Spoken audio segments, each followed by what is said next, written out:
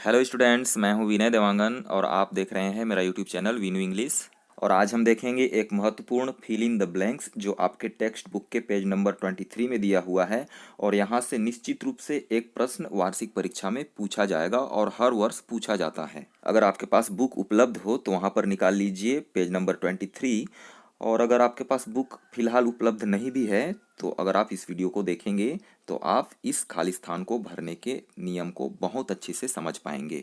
चलिए शुरुआत करते हैं और देखते हैं सम और एनी का उपयोग। हमको कहाँ पर सम लिखना है और कहाँ पर एनी लिखना है। तो देख लीजिए, fill in the blanks with some और एनी।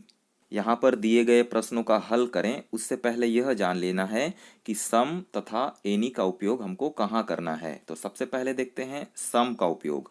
सम का उपयोग किया जाता है पॉजिटिव सेंटेंस के साथ। पॉजिटिव सेंटेंस मतलब ऐसे वाक्य जहाँ पर किसी कार्य के होने की बात की गई हो, अर्थात इस वाक्य में किसी भी प्रकार के नकारात्मक शब्द जैसे नो या नॉट का उपयोग नहीं किया गया हो।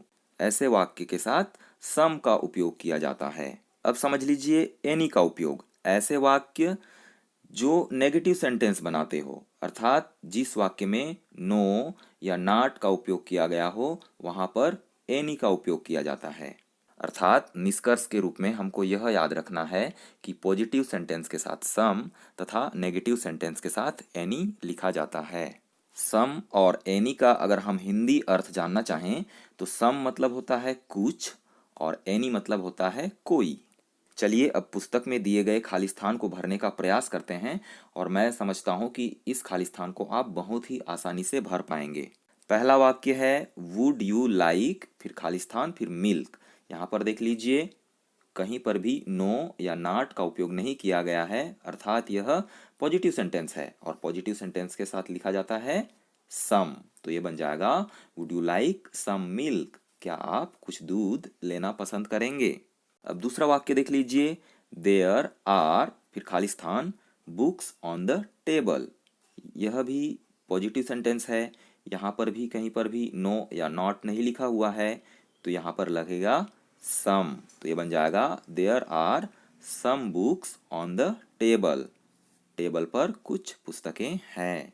अब तीसरा वाक्य देख लीजिए, नो आई डोंट वांट, फिर खाली स्थान, बुक। और यह है नकारात्मक वाक्य और नकारात्मक वाक्य के साथ मैंने बताया था कि लिखा जाता है एनी। तो ये बन जाएगा no I don't want any book, नहीं मुझे कोई पुस्तक नहीं चाहिए। चौथा वाक्य देख लीजिए, सी वांट्स, फिर खाली स्थान, papers to write a story. यह पॉजिटिव सेंटेंस है, कहीं पर भी नो या नॉट नहीं है तो यहाँ पर भी लिखेंगे सम। तो ये बन जाएगा she wants some papers to write a story, उसे कहानी लिखने के लिए कुछ पेपर्स चाहिए। और अंतिम वाक्य देख लीजिए, दे डू नॉट हैव, फिर खाली स्थान, money with them. Do not मतलब यह हो गया नकारात्मक वाक्य, तो ये बन जाएगा they do not have any money with them.